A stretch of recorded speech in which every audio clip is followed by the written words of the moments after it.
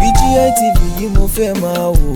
ọ̀rọ̀ tó jẹ tí ń gbèsè mo fẹ́ gbọ́, ètò lóríṣiríṣi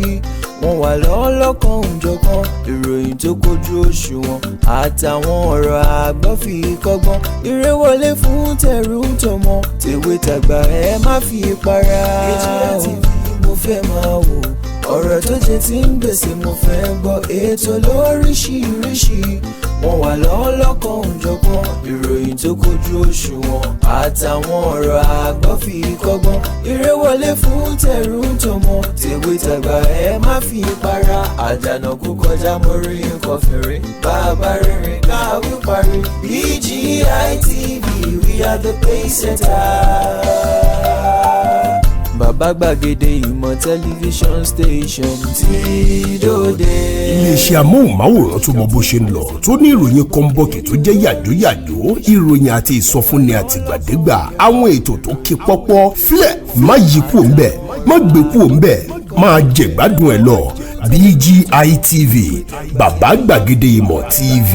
Èdùà Òkè ló dirí ẹwà fákòkò o, bí ọ̀kín bá tú ìyẹ́ ẹ̀ díẹ̀ ẹwà rẹ̀ àkàlẹ̀ àkà oko. Ẹ kàn sí ẹ̀ka ìpolówó ọjà wa láti bá wa dòwò pọ̀ lórí +234 70 38 22 61 60 fún àwọn tí ń bẹ lórílẹ̀‐èdè Nàìjíríà 070 38 22 61 60. BGI TV, bàbá gbàgede ìmọ̀ TV, ọ̀gá ni kọ́ń láwùjọ òkúta. Bàbá gbàgede ìmọ̀ tẹlifíṣọ̀n station tí dòde. Pẹ́pẹ́yẹ lónìjó, ìyànjú ládìyẹ ń gbà, irọ́ sì ní pẹpẹ ń pa. Ajá ló lẹ́rù o, àtúndé láàárọ̀ tòní nìyẹn ló ní kẹ̀ǹkẹ̀lúkẹ̀. Ajá balẹ̀ ni ẹ mọ̀ pé bí ìròyìn bá ṣe gbé e láṣẹ máa wọlé wá lórí ètò Ojúmọ́ Aláyọ̀. Ẹ kú kàlẹ́ńbẹ̀ gbogbo tẹ́ ẹ ti ń gbọ́ wa tó rà mọ̀ pẹ́yìn lè yan wa. Àwa náà sì lè yan yín o, nítorí béèyàn bá jẹ́ tẹni kì í wò kàn ní ẹni. Ẹ̀yin ìfẹ́ wa lẹ́ni tẹ̀ fi wò kàn nìyí. Bàbá gbàgede ìmọ̀ TV, BGI TV náà rèé tó jẹ́ pé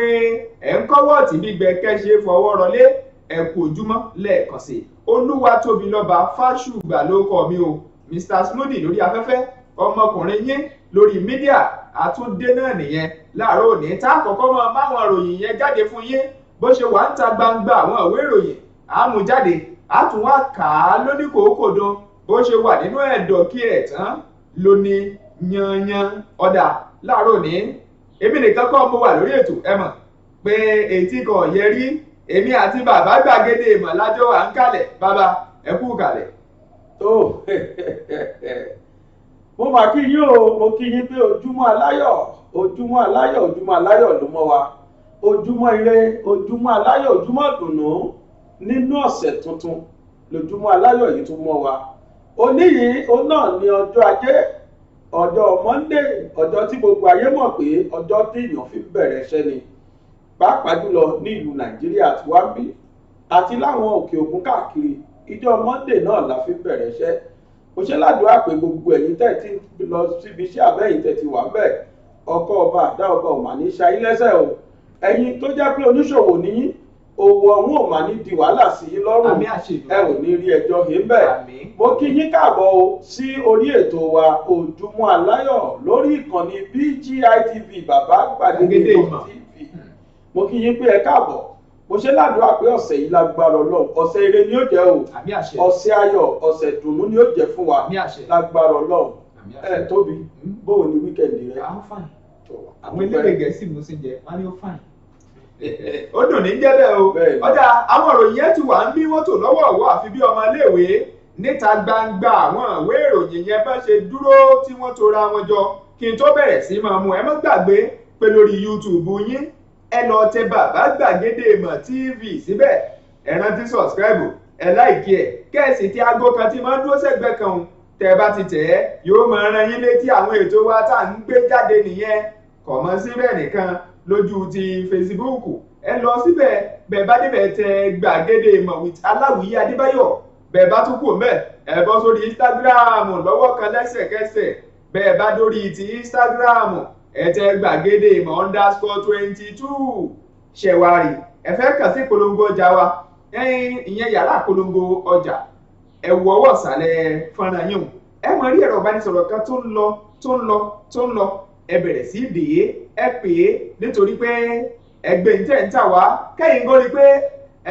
ẹ tà ní kọ́kọ́ tà kí ẹranko kankan ó tó tà lọ́wọ́ kan lẹ́yìn ọ̀sọ́kà ẹ wò ó ẹja máa tẹ̀ wájú nítorí pé omi gbóná ìpẹlẹnu afàtẹ́lẹwọ́ fọnàkà ní ìlú ó parí ìjà ó ti yá adébíyẹyìn mọ̀ sí àgbà ọ̀lẹ ní Yorùbá pé àwọn ìròyìn ẹ bó ṣe wá ń ta gbangba wérò bẹ́ẹ̀ ni ó ṣe mú wá tọ̀dọ̀ tèmi níbí wọ́n ní ìjọba ààrẹ Muhammadu Buhari ń gbìyànjú wọ́n sì ń pètèpèrò láti yí owó epo sókè sí o ìròyìn yẹn ń sọ níta gbangba Daily Post èmi ètò tó jáde tàbí ni wọ́n tún ní ẹ wò ó ìkìlọ̀ ńlá lélẹ́yìí fáwọn gómìnà ìlà oòrùn gúúsù orílẹ̀-èdè Nàìjíríà àmọ́ kán tètè lọ tú wọ́n lẹ̀ pé àìjẹ́ bẹ́ẹ̀ wọ́n jó lápapà lọ́wọ́ àwọn tí wọ́n jẹ́ ọmọ ikọ̀ IPOB ìyẹn bẹ́ẹ̀ òmìnira tó tún wà ń bí ni wọ́n ti sọ pé ààrẹ Muhammadu Buhari tètè lọ́jọ́ àwọn tẹ́ẹjọ́ ń ṣèjọba pọ̀ ẹni tí ń jẹ agbẹjọ́rò àgbà fúnjọba àpapọ̀ ilẹ̀ Nàìjíríà tó tún jẹ́ mínísítà fẹ́ka ètò ìdájọ́ Abubakar Malami wọ́n ní ẹ tètè lọ yọ bí ẹ yọ jìgá pòpò ní ọ̀rọ̀ tí wọ́n fi ń sọwọ́ sáàrẹ Muhammadu Buhari nǹkan tó wá wà mí wọ́n ní ẹgbẹ́ òṣèlú APC yọ ẹni tí ń ṣe akọ̀wé ìpolongo wọn nípínlẹ̀ Anambra wọ́n yọ wọ́n pé ọyá ìwọ máa lọ ilé rẹ nítorí kíni wọ́n ló kí Sòlúdò tó jáwé olúborí nípínlẹ̀ Anambra gbogbo eléyìí ó wà lára eléyìí tí màá mú wá fún yín látọ̀dọ̀ tèmi ń bí ṣùgbọ́n ẹjá lòkè lọ́hùn-ún bí a bá lọ tá a sáré dé látòkè lọ́hùn-ún á tẹ̀ wájú lóní skrum dùdù. ilẹ̀kẹ̀ pọ̀ gbó kí ṣọ̀gbó tó yan kele láàyò ọ̀pọ̀ igi ní bẹ ní gbóká tó fi gé ọmọ gbẹ́gbẹ̀dù ilé ìwé Calvary tí ń bẹ ní arépo ọ̀gá ni kọ́ń láwùjọ òkúta mọ́gbà kákọ́ ọmọ ní ìmọ̀ ẹ̀kọ́ ìwé tó yanrantí tí ò lábùlà àní tẹ̀gàn ní ẹ̀ ilé ìwé Calvary ní ẹjẹ́ àgbé fún o yàrá ìkówé sí tó kún fọ́fọ́ fún ojúlówó ìwé yàrá àṣedọ́rawò tó ní àwọn irinṣẹ́ ìgbàlódé tí ìmọ̀ ìjìnlẹ̀ bíbá yàrá ìkàwé tí ń pe ọmọ wá kàmí dánwò ń lóbi ìyá ọ̀kẹ́rẹ́ àyè ìgbaniwọlé ń bẹ sí àwọn yàrá ìkàwé bíi ìwé ń derí àbá òṣòfò nursery primary girama kékeré tòun girama àgbà ìjọba lù ló ń tẹ̀ gbà Calvary Group of Schools ń bẹ ní 125 Calvary Avenue Pipeline Àrèpò ìjọba ìbílẹ̀ Ọbáfẹ́mi Owódé ìpínlẹ̀ Ògùn ìkànnì ìbánidọ́rẹ̀ẹ́ wọn rèé o at School Calvary tàbí ìkànnì tọrọ yín léka wọn www.calvarygroupofschools.com ẹ̀rọ ìbánisọ̀rọ̀ tẹ́lẹ̀ kàn sí rèé 08164335641 tàbí 07039884475 Calvary Group of Schools, trust in God.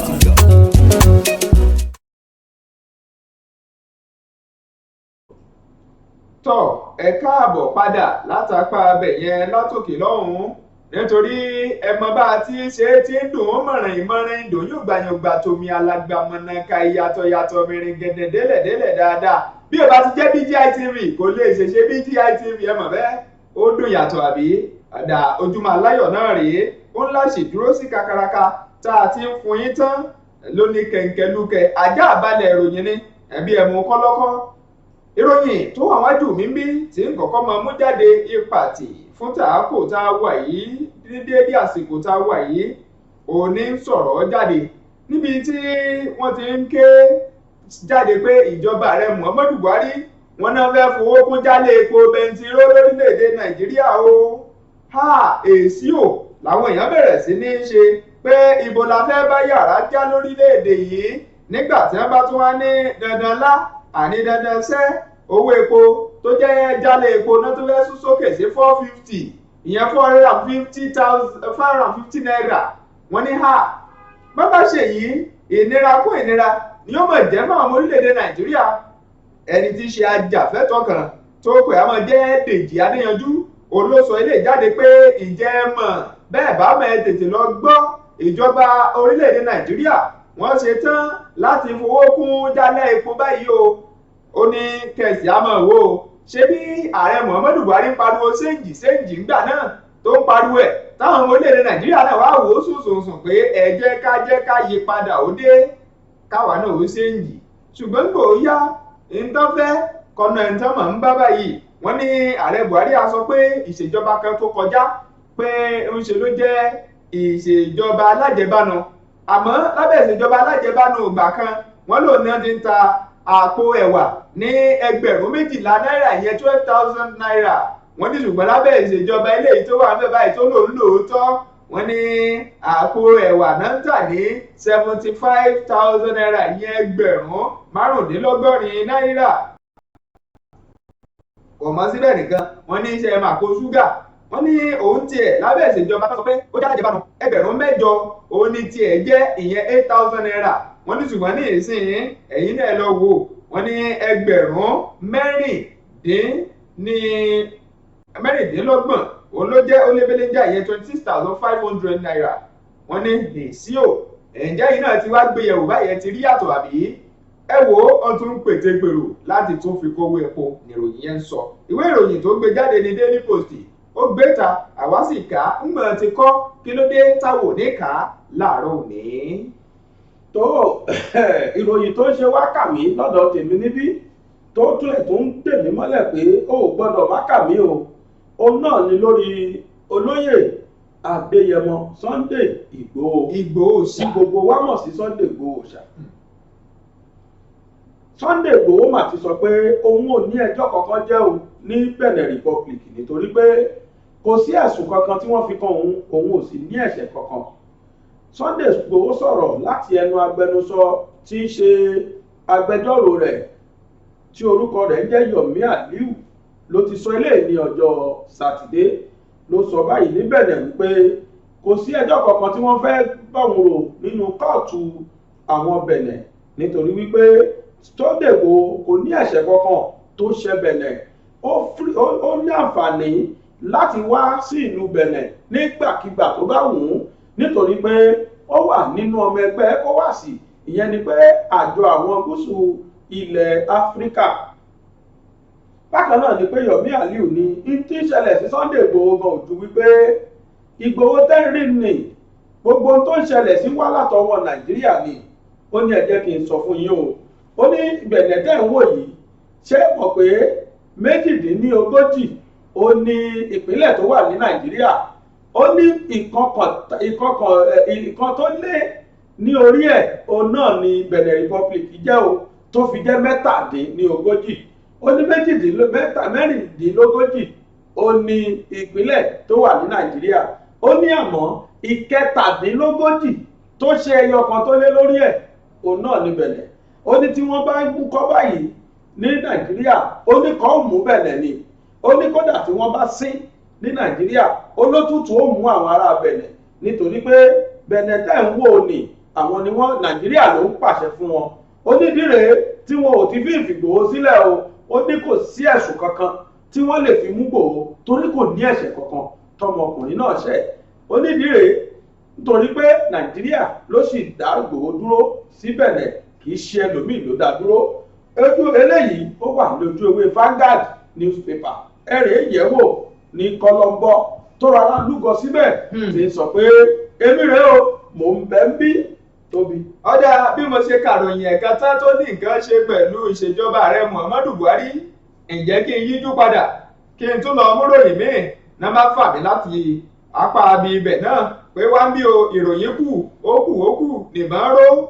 ìròyìn yẹn ní sọ pé ààrẹ Muhammadu Buhari tètè lọ́jọ́ ìṣèjọba ààrẹ kó jọ dáadáa kó sì yọ àwọn kàńdá kan kú òun bẹ́ẹ̀ bọ́ bá fi ó nítumọ̀ nítorí bó o bá ṣe yìí èsì ò ó ṣeé ṣe kó jẹ́ pé nǹkan ó túbọ̀ máa sapá kan jà mọ́ sí ni níbí làwọn ẹgbẹ́ kan tó jẹ́ ti ẹgbẹ́ àárín gbùngbùn nílẹ̀ yìí tá a mọ̀ sí Middle Belt United Assembly wọ́n ní ààrẹ Buhari tètè lọ fọwọ́ sí júwèlé fún adájí mínísítà fún ẹ̀ka ètò ìdájọ́ tó tún jẹ́ agbẹjọ́rò àgbà fúnjọba àpapọ̀ orílẹ̀-èdè Nàìjíríà wọ́n ní ìwọ náà kúkú mọ Abubakar Malami tó fi pò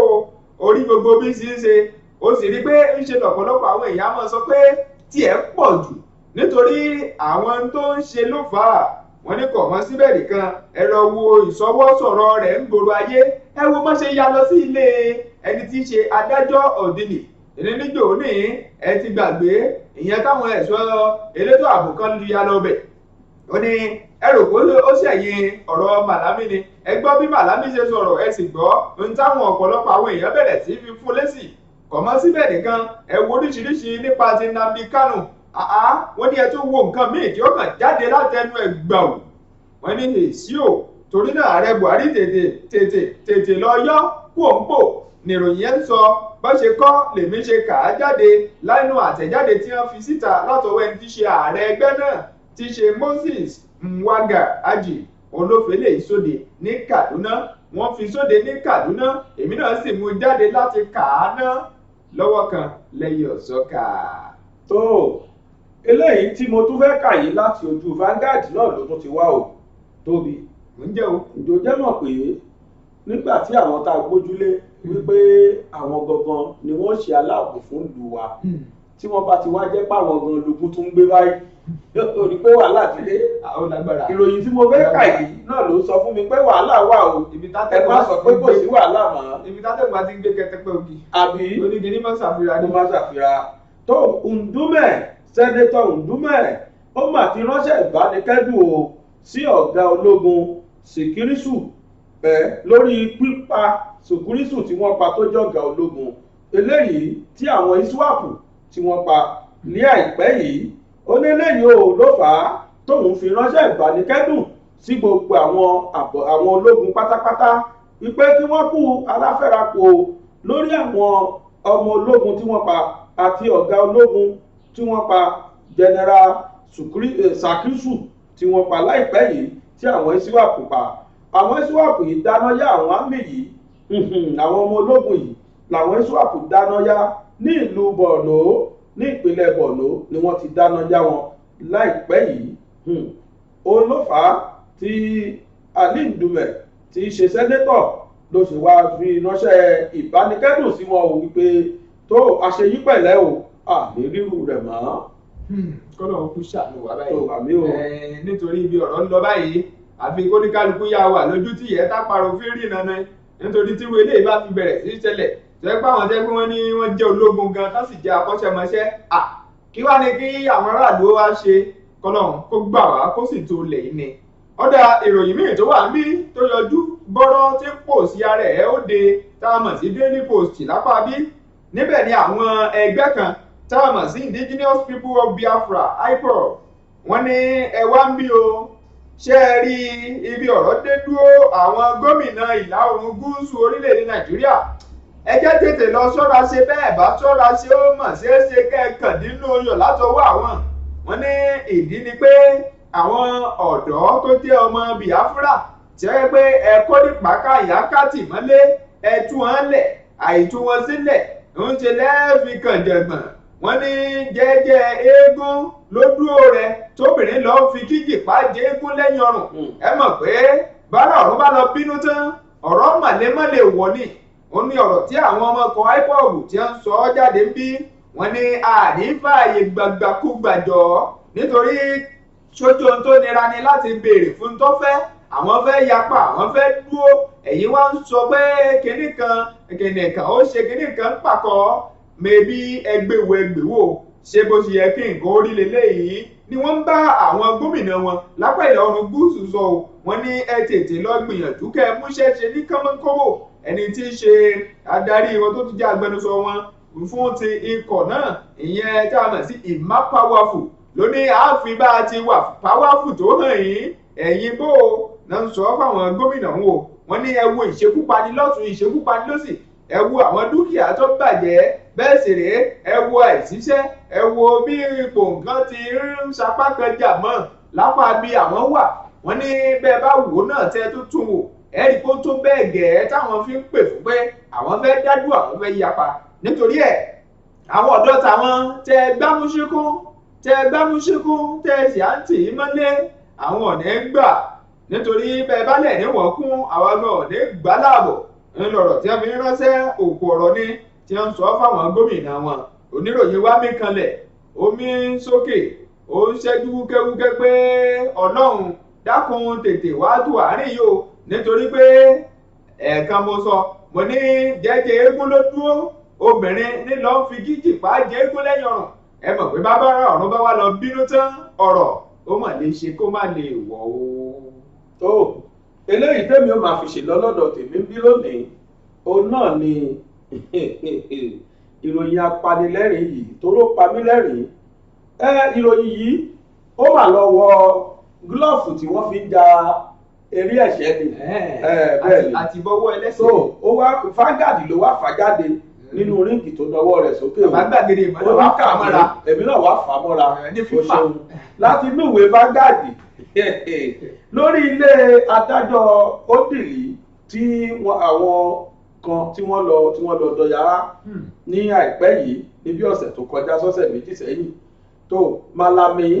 ó ní ẹni tó ṣe bí ọlọ́pàá bẹ̀ tó jẹ́ pé ọlọ́pàá táyé ò máa yédèrú ọlọ́pàá ó lóun ò mọ́rí o bẹ́ẹ̀ ó lóun ò mọ́rí. Malami ìròyìn yẹn sọ pé Malami mi ò ní nǹkan ṣe kódà mi ò mọ́rí o ẹni tó jẹ́ àjòdò Malami ló sọ bẹ́ẹ̀. ìròyìn wá sọ síwájú wípé arákùnrin tó jẹ́ pé òun ni Attorney General fún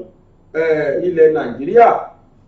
àti Minister of Justice tí orúkọ rẹ̀ jẹ́ Abubakar Malami San wọ́n ló mà ti sọ pé ọlọ́pàá ayédèrú tí orúkọ rẹ̀ jẹ́ Lawrence Ajodo ó lóun ò mọ̀ rí bì kankan o kódà àwọn mẹ́rẹ̀ẹ̀rìnlá tí wọ́n jọ kó gan òun ò mọ̀ wọ́n rí òun ò tiẹ̀ gbọ́ rí.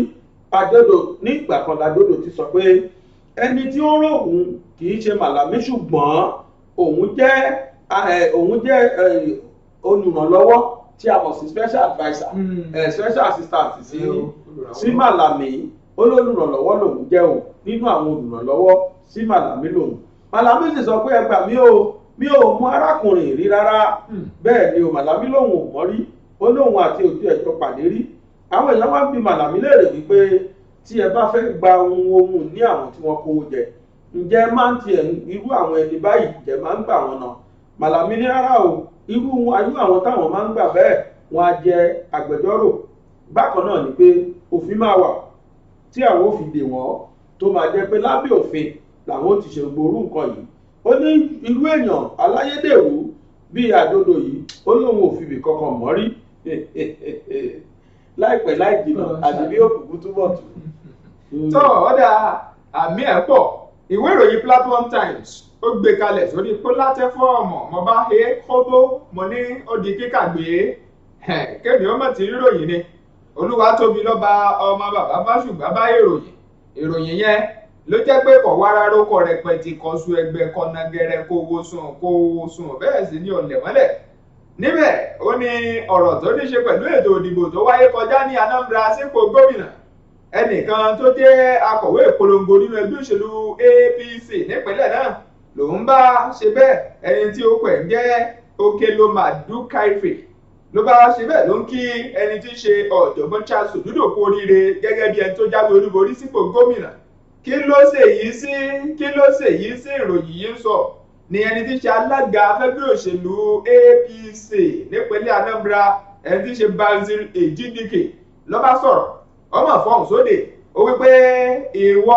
èèwọ̀ tó jẹ́ akọ̀wé ìpolongo ìyẹn Okelomadu Kaife èèwọ̀ ọlọ́ọ̀kìyàn kan kú oríire tí ìṣẹ́gbẹ́ òṣèlú rẹ lọ́wọ́ nítorí ìdí èyí a yọ ọ́nù a sì ti yọ tiẹ̀ nígàn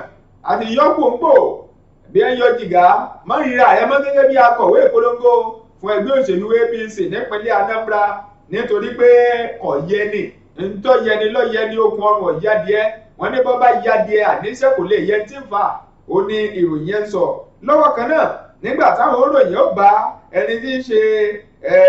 akọ̀wé ìpolongo yìí sọ̀rọ̀ wọ́n wí pé ẹgbọ́ wọ́n mọ̀ náà ti yọ ìgbòǹgbò oníkéne níbo ń bẹ̀ ó náà ń ṣeré tiẹ̀ sá lásán ẹnìkan igba kìtì lọ́wọ́ kínní kan ni òun ní ọ̀rọ̀ tó sọ jáde ń bí gẹ́gẹ́ bí ìròyìn Platform Times ṣe gbé jáde wọ́n gbé jáde ìròyìn ẹ̀ kún bẹ̀ falafala ó gùn ó fẹ̀ ó pọ̀ síbẹ̀ ẹ lọ wò ó lọ́wọ́ kan lẹ́yìn ọ̀sọ́kà bẹ́ẹ̀ fẹ́ mu tán ló ní ràbájì gan. tọ́ Tóbi jẹ́ sáré múrò yìí èèyàn gbọ́dọ̀ má gbọ́ láti inú ìwé Punch ni ojú àwọn olè ó ti bẹ̀rẹ̀ sí ní hàn síta báyìí díẹ̀díẹ̀ tó wọ́n ní àjọ tí wọ́n rí sí ìṣòwò olùkúmọ̀kùmọ̀ tí a mọ̀ sí EFCC wọ́n ní wọ́n ti gbábù ọkùnrin kan o ẹni tó jẹ́ alága pátápátá fún iléeṣẹ́ ìfowópamọ́ báǹkì kan tá à ń pè ní First Bank Holdings, wọ́n lórúkọ rẹ̀ jẹ́ Nnamdi Okonkwo. Arákùnrin wọ́n ṣe yàn láìpẹ́ yìí ni, ṣùgbọ́n gbà tí ọwọ́ òfin tó ni wọ́n rí wípé ó ní nǹkan ṣe pẹ̀lú owó Desiani o. Wọ́n ní kódà òun gan ló ṣe ní ìrọ̀rùn fún Desiani láti Madueke láti gbé owó kan, owó tàbùà kan tí a mọ̀ sí $153 million. kí ló ní kẹ̀dẹ̀ ní. $153 million kì í ṣe náírà o. Wọ́n lóun gan ló bá fẹ̀yìn pọ́n jáde tó fi gbá bu owó yìí. Wọ́n ní ìdí rèé o tí wọ́n fi gbá bu òun náà pé ó gbọ́ àfikún wa rè èrò tẹnu rẹ̀. Ẹni náà wí lọ́wọ́lọ́wọ́ ó wà lọ́dọ̀ àwọn EFCC tí ń jẹ̀wá rẹ̀ sí ti ń jẹ́jọ́ tó ń ṣàlàyé pé ibo ni $153 million bó ṣe di ẹsẹ̀ àwọn àmọ̀ bóyá ó lè jẹ́ bẹ́ẹ̀ wọ́lọ́ má jẹ́ ara rẹ̀ fẹsẹ̀ sùn bóyá ọ̀bọ̀ ló gbé àbí yóò gbé. Ọlọ́run sáré wa ní jàre. Yàrá polówó náà padà bọ̀. Àbọ̀. Ilẹ̀kẹ̀ pọ̀ ń gbó kí ṣọ̀gbó tó yan kele láàyò. Ọ̀pọ̀ igi ní ń bẹ ní gbó ká tó fi gé ọmọ gbẹ́gbẹ̀dù. Ilé ìwé Calvary tí ń bẹ ní Arépo. Ọ̀gá ni kọ́ń láwùjọ òkúta mo gbà. Kákọ́ ọmọ ní ìmọ̀ ẹ̀kọ́ ìwé tó yanrantí tí ò lábùlà. Àní tẹ̀gọ́ ní ẹ̀. Ilé ìwé Calvary ni ẹjẹ́ àgbé fún o. Yàrá ìkówé sí tó kún fọ́fọ́ fún ojúlówó ìwé. Yàrá àṣedọ́rawò tó ní àwọn irinṣẹ́ ìgbàlódé tí ìmọ̀ ìjìnlẹ̀ bíbá. Yàrá ìkàwé tí ń pe ọmọ wá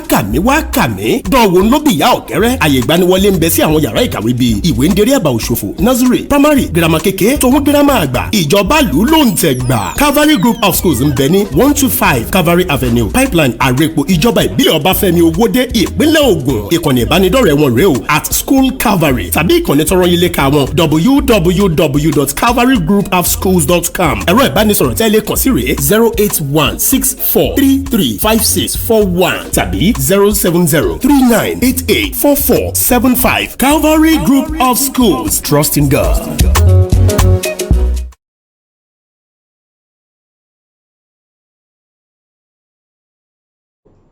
Tọ́ ẹ káàbọ̀ padà látòkè lọ́wọ́ BGI TV yín náà rèé òun lẹ́sìn wò òun lẹ́sìn ń gbọ́ lọ́wọ́ kan lẹ́yìn ọ̀sọ́kà ẹ mọ̀ pé oyin mama àdó oyin mama ó dùn àbí ẹ̀yà ó yà lára ọ̀tọ̀ gbà ẹ dúró síbẹ̀ bẹ́ẹ̀ kẹ́sì mọ́ owó so ó dáa náà a ti ka àwọn ìròyìn yẹn fún yín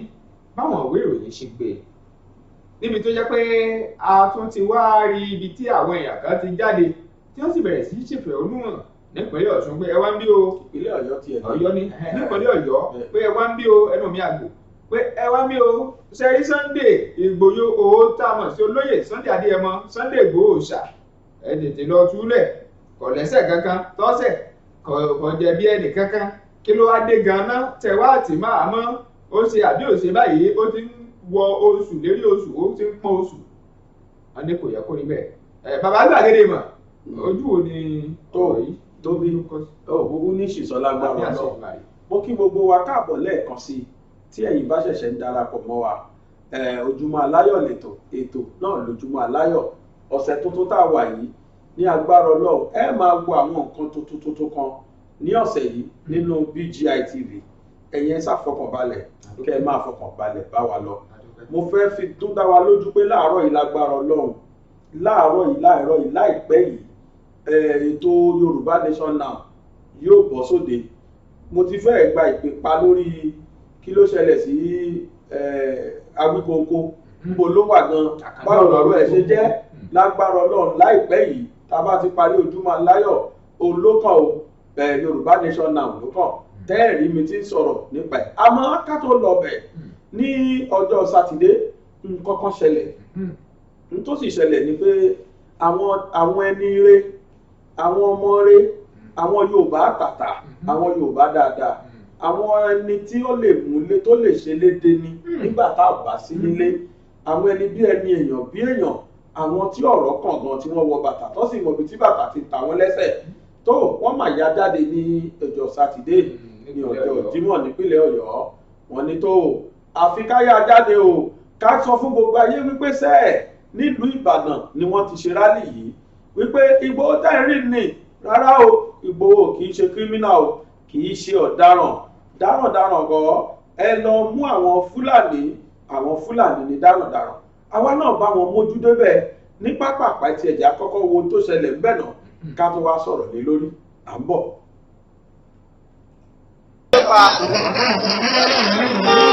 Sunday ò ṣe é pa. This is the rally, peaceful rally for the day Sunday Igboho Adeyemo Igboho Oòṣà to be released by Benin Republic and Nigerian government dey push for one. They should release him. You can say.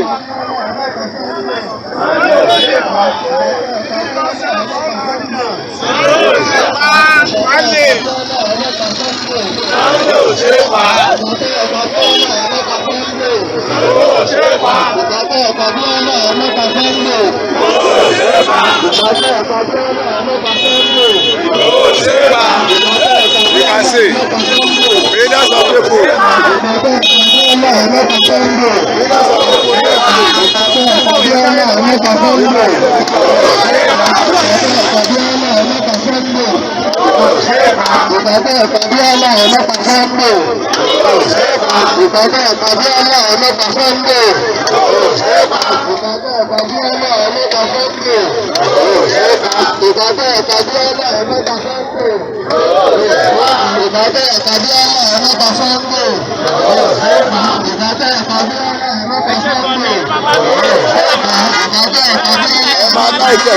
This is live.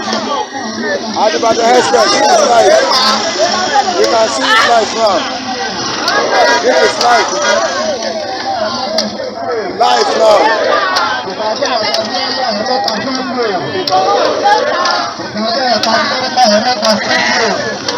can see it now. Leaders of people in the streets. You can see now. Leaders of people in the streets. Release Sunday Adeyemo Igboho. It's not a criminal, it's not a bandit. You can say it's not a bandit, it's not a criminal. Release him right now. Release Sunday Adeyemo Igboho. Right now. You can see right now. Free Sunday Adeyemo Igboho. You can see now. Free Sunday Adeyemo Igboho. Free Sunday Igboho. Free Sunday Igboho now. It's not a criminal. He's a freedom fighter. We have people in Nigeria that took money from bandits like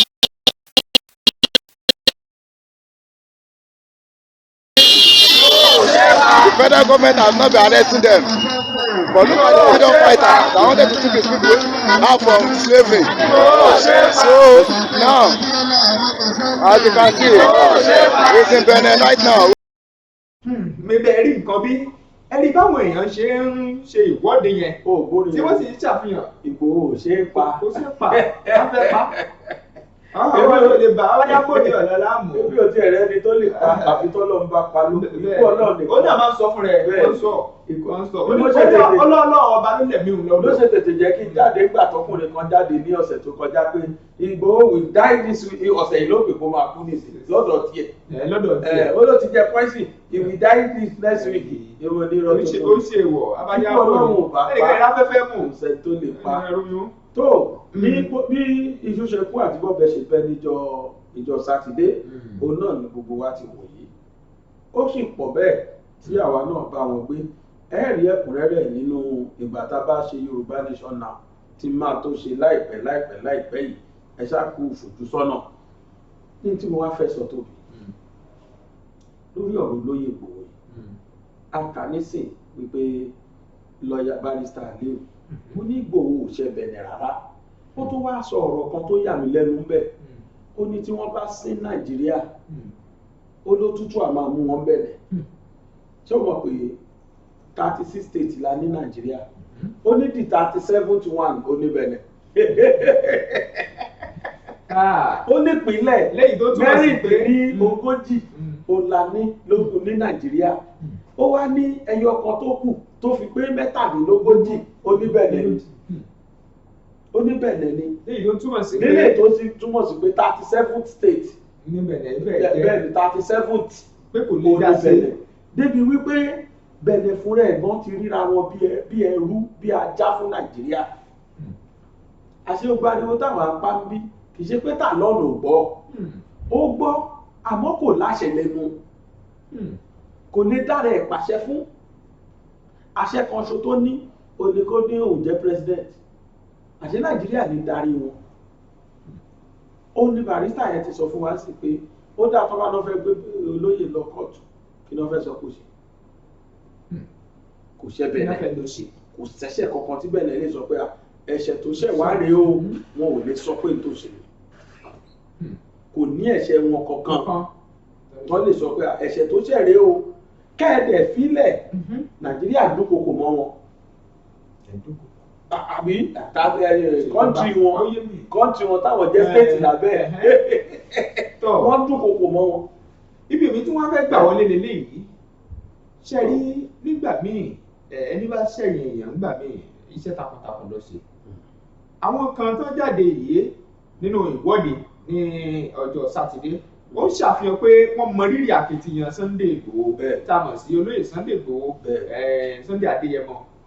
níbi ọ̀rọ̀ wá dé dúró yìí tá a bá lè mọ rírú eléyìí náà láwọn ìpínlẹ̀ míì yàtọ̀ sílùú Ìbàdàn tí í ṣe ìpínlẹ̀ Ọ̀yọ́ bó ni ó ti dáa tó ìyẹn túmọ̀ sí pé a tún fi ń sí wọn gbẹ́rẹ́ pàkọ́ níbẹ̀ yẹn nìyẹn pé ẹ tètè nítorí pé orí ọkà ò ṣe ọkìnní táwọn wí ni ó ti yé yín gbọ́dọ̀ máa gbogbo ẹnu pé kò ṣe ọmọ torí náà ká tètè lọ gbìyànjú láti tú arákùnrin ẹ̀lẹ́ ẹni tí ń ṣe olóyè Adéyẹmọ ìyẹn Sunday Adéyẹmọ Sunday Igboho nítorí pé ẹ wo kò sí ń tẹ́ lè fi ṣe ó máa ń sọ ó pé ṣẹ́rí Ọlọ́run ọba ló ní ẹ̀mí lọ́dọ̀ kò sì sí ń tẹ́ nìkan kan lè fi ṣe ṣùgbọ́n ẹ tètè fẹ́ ní ẹlẹ́ni lẹ̀ ẹjọ́ ọmọ bá tiẹ̀ sọ nínú ìgboro ayé tọ̀ yóò yẹ wá okùn ní ẹ̀lẹ́ BGI TV náà ni ẹ ti ń gbọ́ gbogbo eléyìí látàárọ̀ tá a sì ti ń fún yín tán lóní kẹ̀kẹ́lúkẹ́ lóní bẹ́ńbẹ́yẹ́kẹ́ lóní kọ̀ọ̀kọ̀dọ̀ àmọ̀pẹ́ nífẹ̀ẹ́ ẹsẹ̀ gbádùn ẹ̀ ẹ wo ọ̀sẹ̀ tuntun lélẹ́yìí àràjẹ jẹun lọ́ọ̀dẹ kó wá ẹja wọn sẹnuró nbí abàdé yìí àgbàbà gbàgede mọ̀. ẹ̀rọ àti ẹ̀ tí ì lè lọ bẹ́ẹ̀ lẹ̀ torí nǹkan kan tó ń jà nílẹ̀ lọ́wọ́lọ́wọ́ nǹkan ń jà nílẹ̀ lọ́wọ́lọ́wọ́ òun náà ni lórí Jágbélé àti kí náà pé bàbá yìí Awíkòǹkò lágbára Ọlọ́run ẹ máa retí ẹ̀ máa sọ̀rọ̀ lé lórí lọ́ọ̀rì kìnìún lórí Yorùbá Nation Now lágbára Ọlọ́run láìpẹ́ àmọ́ tí mo fẹ́ ká máa fi ṣe lọ ó ní pé ẹ̀kọ́ tí mo fẹ́ ká kọ́ láàrin olóyè Sunday Igboho ẹ ṣáà ibi tí ẹ̀rù ti kọ́ gba ẹ̀mí tẹ́rù Ọlọ́run ti kọ́ bá mi ó ní ìgbà tí olóyè tó ṣe ọjọ́ ìbí láìpẹ́ yìí ìjọba mọ̀ pé tóbi pẹ̀lú pé kò sólóyè ilé gbogbo àgbáyé ló ṣe ọjọ́ ìbí fún lóyè gbogbo àgbáyé wọ́n ṣe l'Amẹ́ríkà ni wọ́n ṣe London ni wọ́n ṣe Canada Nàìjíríà ní kí ló ṣubú tẹ̀ wọ́n káàkiri ayé pírẹsidẹ́ǹtì go fẹ́ẹ̀ níyì tọmọkùnrin mọ́ ní ìtẹ́mìrí o. onínúure lọ̀rẹ́ ìlú alágbàdo lọ̀rẹ́ alákàsù eléèrí sì lọ̀rẹ́ ewúrẹ́ àníyàsó tó lónìí fún gbẹgà àlù kásò dodo lónìí fún tẹ̀síwájú ìpínlẹ̀ òdodo ló sọ. ká ṣe dáadáa kí bùbá wa lè bòdodo ohun tó ọmọkùnrin yìí ṣe ní tọ́ lẹ́yìn. ló ṣe jẹ́ pé ṣẹ́ẹ̀rí tí wọ́n ń pè ní ìlara á wà fúnrú wọn kò sọ́gbọ́n ẹ̀ ọgbọ́n òun náà fẹ́ dá sí pé kí wọ́n má ṣe lára rú ẹ̀ níbẹ̀ nítorí pé níjọ́ wo ni náà ló jẹ́ pé l'Amẹ́ríkà ní Lọ́ńdọ̀nù ní Jámánì ní káàkiri ayé gbogbo àwọn èèyàn dẹ̀ gbóhùn àwọn ayé ààrẹ kan wọ́n dẹ̀ tó lẹ́tí rí ní tó túbọ̀ fàjàgàn rẹ̀ o àwọn kan ti rò pé táwọn bá sẹ́tọ̀ọ̀pù fún tí wọ́n gbé orúkọ àpárẹ́ àwọn èèyàn adá ìfáàtì wọ́n ti rò pé àwọn èèyàn ayá yí bíbà sọ́dọ̀ àwọn wọ́n rò pé orúkọ àwọn làwọn èèyàn máa gbọ́ àmọ́ ta tó rí lọ́wọ́ wọn ìṣe lọ káwọn àjẹ orí Facebook jáde tọ́ni kan bá ṣe pé ìṣe lọ káwọn àjẹ orí Facebook jáde tọ́ni kan bá ṣe pé àtàwọn èèyàn tó ń gbé wo àwọn ẹni táwọn fẹ́ fi so lórí tiwọn nìyẹn. Olóyè Igboho kò ń ṣe tó ń rí ẹ̀dá fi kì í ṣe ẹni tó sọ̀rọ̀ sí èèyàn kì í sọ̀sọ́kúsọ. lọ́mọ tó ti ẹ̀kọ́ láti lè rí. gbogbo àwọn èèyàn my daddy my man my mommy àwọn mọ́mì wa àwọn dáàdì wa lẹ́ẹ̀ máa gbọ́ inú ẹ̀ sì dáadáa tó inú ẹ̀ ṣe sí àwọn èèyàn rí. inú mímọ́ yẹn gan ló jẹ́ káwọn èèyàn wọlé sí lára kò sẹ́ni tí ò lè sọ àṣírí ara ẹ̀ fún tó bá ti rí èèyàn báyìí ó máa gbé gbogbo ara ní ó máa rò pé èèyàn ni wọ́n ní irú ẹni bẹ́ẹ̀ kẹ̀rẹ́ ẹ jẹ́ ẹ sọ fún yín kò sí bírú ẹni bẹ́ẹ̀ bí nira ṣe lè bá tó ó máa padà borí torí gbogbo ẹni tí kì í bá ní èrò aburú sẹ̀dá ẹgbẹ́ irú ẹni bẹ́ẹ̀ ọlọ́run ọlọ́run ó lè ní àmì wò nínú ohun tó ṣe yẹn ṣùgbọ́n ọlọ́run ò ní jó kú sí ọlọ́run máa gbérú ẹni bẹ́ẹ̀ jẹ́rí ni ìyẹn ní Yorùbá pè ní ọlá inú kan tọ́ ọlá inú kan máa gbé orí ni tóbi lágbèrè fún ara ní. ọdẹ àìmọ̀ ní mọ̀ gẹ̀ bí àṣà mi ìpéǹpéjú láàfìlà bí fìlà bá kọjá péǹpéjú ẹwọ fìlà tá a dé yìí bọ́ bá kọjá péǹpéjú wọn ni ẹwà bí tí ó sì sọ̀rọ̀ ó ti di tààrùn. gèlègé ò gbọ́dọ̀ kọjá péǹpéjú wọn ni mọ̀mọ́ kàbíọ́dà ibo lẹ́mí lọ. ṣe kó tútù ti wọ̀.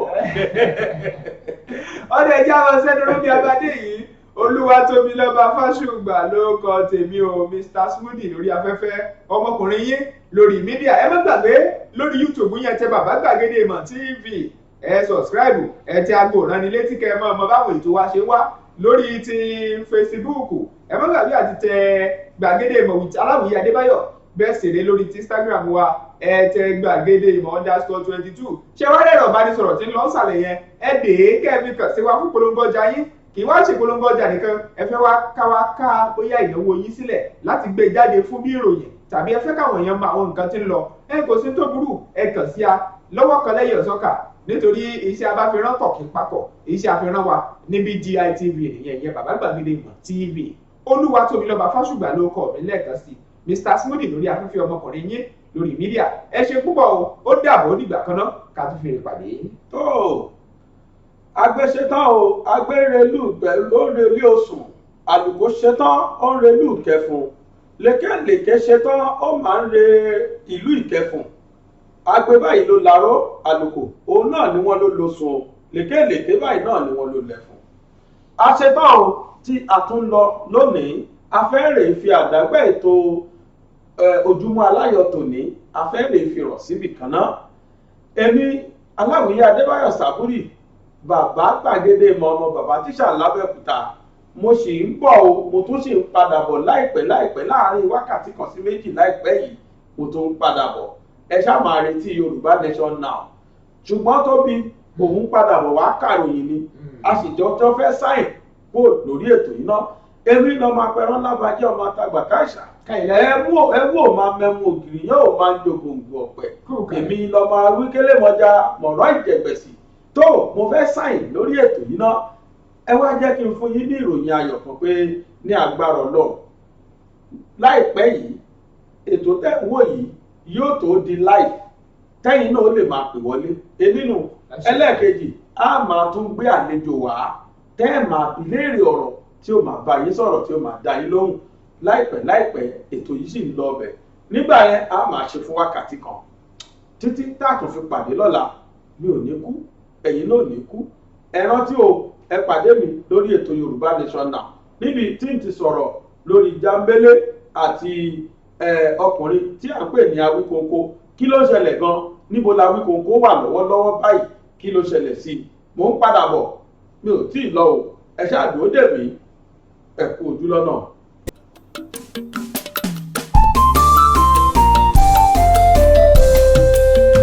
BGI TV yìí mo fẹ́ máa wò ọ̀rọ̀ tó jẹ tí ń gbèsè mo fẹ́ gbọ́ ètò lóríṣiríṣi wọ́n wà lọ́lọ́kan òjọ̀kan ìròyìn tó kojú òṣùwọ̀n àtàwọn ọ̀rọ̀ àgbọ́ fi kọ́gbọ́n eré wọlé fún tẹ̀rù tọmọ tèwe tàgbà ẹ má fi para. BGI TV mo fẹ́ máa wò ọ̀rọ̀ tó jẹ tí ń gbèsè mo fẹ́ gbọ́ ètò lóríṣiríṣi wọ́n wà lọ́lọ́kan òjọ̀kan ìròyìn tó kojú òṣùwọ̀n àtàwọn ọ̀rọ̀ àgbọ́ fi kọ́gbọ́n eré wọlé fún tẹ̀rù tọmọ tèwe tàgbà ẹ má fi para àjànà kú kọjá mọ́rí nǹkan fèrè bàbá rere káwí parí BGI TV we are the pace setter.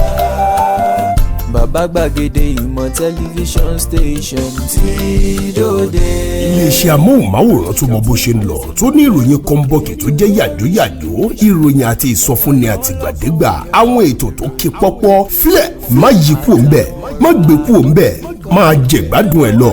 BGI TV Bàbá Gbàgede Ìmọ̀ TV Èdùà òkè ló dirí ẹwà fákùkọ o bí ọ̀kín bá tú ìyẹ́ ẹ̀ díẹ̀ ẹwà rẹ̀ á kalẹ̀ á ká oko ẹ kàn sí ẹ̀ka ìpolówó ọjà wa láti bá wa dòwò pọ̀ lórí +234 70 38 22 6160 fún àwọn tí ń bẹ lórílẹ̀‐èdè Nàìjíríà 070 38 22 6160 BGI TV bàbá gbàgede ìmọ̀ TV ọ̀gá ni kọ́ń láwùjọ òkúta.